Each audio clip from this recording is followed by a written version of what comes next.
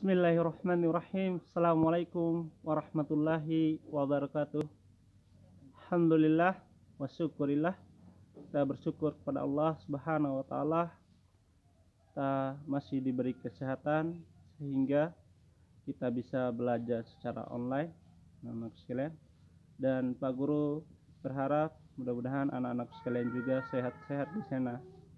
Baik, salawat dan salam tidak lupa kita haturkan kepada junjungan Nabi besar kita, yaitu Nabi Muhammadin sallallahu alaihi wasallam, yang telah berjuang bersama para sahabatnya sehingga kita dapat menikmati indahnya Islam sampai hari ini. Insyaallah agama yang akan dirahmati Allah Subhanahu wa taala.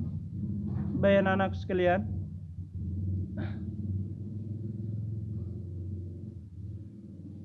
untuk kelas 8 insyaallah Pak Guru yang pegang untuk materi bahasa Indonesia, khusus yang laki-laki ya insyaallah. Baik, materi untuk kelas 8 pada semester 1 ada 4 kita belajar. Di slide-nya sudah ada di situ, yaitu yang pertama tentang berita, kemudian yang kedua iklan, kemudian yang ketiga tes eksposisi, dan yang terakhir yaitu puisi. Baik, pernahkah kalian mendengar berita? Saya rasa, Pak Guru rasa pasti semuanya sudah pernah mendengar berita. Baik, sebelum masuk ke materi, kompetensi dasar kita belajar hari ini, ya.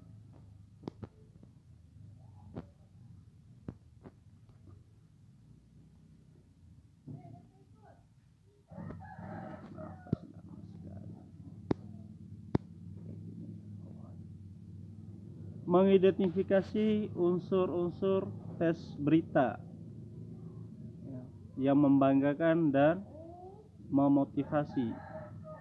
Kemudian indikator atau tujuan pembelajaran kita. Yang pertama tentunya peserta didik atau siswa dapat mengetahui apa itu berita.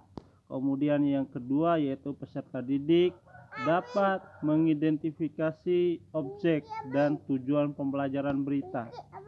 Kemudian yang ketiga, peserta didik atau siswa dapat mengetahui unsur-unsur berita. Baik, kembali ke pertanyaan tadi, pernahkah kalian mendengar berita? Saya yakin dan Pak Guru yakin kalian pernah mendengar.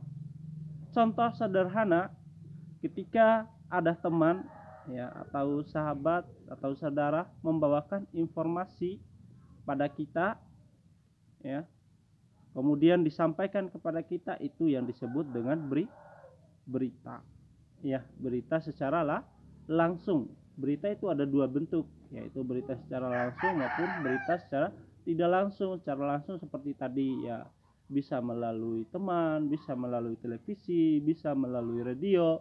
Kemudian kalau berita secara tidak langsung atau tulisan, itu adalah berita melalui media, ya, bisa berupa koran, bisa juga melalui media online, ya. Baik, jadi dapat disimpulkan, ya, bahwa berita adalah teks yang melaporkan kejadian, peristiwa atau informasi suatu hal yang telah atau sedang terjadi, ya. Yang telah atau sedang terjadi, informasi yang telah terjadi tapi yang baru, ya. Kemudian tujuan pembelajaran dari berita ini apa? Untuk menambah wawasan atau menggali informasi dan memberikan motivasi. Ingat, berita yang kita dengar nanti itu adalah berita yang dapat memberikan motivasi atau bisa membanggakan. Untuk mengetahui itu apakah itu berita, untuk mengetahui informasi apakah itu berita atau tidak, baik, kita lihat ciri-ciri dari berita.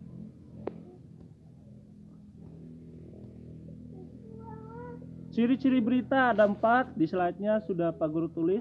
Yang pertama yaitu terkini, ya.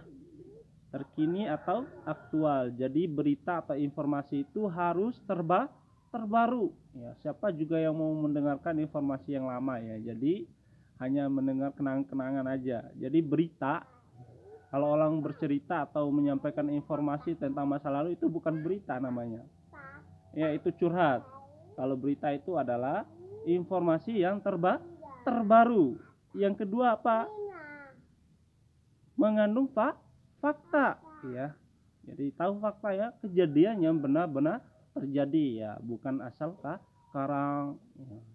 Yang ketiga yaitu bahasa yang digunakan menarik, artinya kalimatnya singkat, padat dan jelas ya. Kemudian yang terakhir dapat dipertanggungjawabkan. Ketika seorang menyampaikan berita tentu itu dapat dipertanggungjawabkan. Jangan sampai nanti informasinya tidak jelas. Baik, yang terakhir yaitu kita masuk ke poin terakhir, yaitu tentang unsur-unsur berita. Ya, apa saja unsur-unsur berita? Jadi unsur-unsur berita disingkat menjadi 5W plus 1H. Apa maksudnya 5W plus 1H? W pertama adalah what ya. Jadi nanti apabila sebuah berita dicantumkan harus mengandung 5W plus 1H. Yang pertama adalah what. Apa? What itu artinya apa. Jadi apa yang diberitakan, apa yang dibicarakan. Pertanyaannya. Kemudian W kedua yaitu WHO, tulisannya WHO ya. Kalau kita belajar bahasa Inggris ini WHO artinya dalam bahasa Indonesia siapa saja yang terlibat dalam kejadian atau peristiwa yang diberitakan. Kemudian yang ketiga yaitu where, tulisannya where ya. Ya, bacaannya ya bahasa Inggris ini nih where, artinya di mana kejadian itu terjadi. Kemudian W keempat yaitu kenapa. Tentu sebuah kejadian atau peristiwa itu mempunyai sebab akibat ya. Jadi tanyakan kenapa bisa terjadi. Kemudian W kelima yaitu when, kapan kejadian itu bisa. W keempat ya, iya W kelima 4 1 2 3 4 5. W kelima itu when, kapan kejadian itu terjadi. Ini menunjukkan waktu ya. Kemudian untuk hanya adalah how atau bagaimana ini merupakan proses terjadinya suatu kejadian. Baik anak-anak sekalian, dari apa yang Pak Guru sampaikan tadi akan mulai dari pengertian berita, tujuan berita, kemudian ciri-ciri berita, yang terakhir adalah unsur-unsur berita. Ya. Jadi mudah-mudahan apa yang Pak Guru sampaikan bermanfaat, dan insyaallah kita akan lanjutkan pekan depan. Kita tutup pertemuannya dengan sama-sama membaca doa kafaratul majelis. Subhanakallahumma wa bihamdika asyhadu an la ilaha illa anta astaghfiruka wa atubu ilaik. Assalamualaikum warahmatullahi wabarakatuh.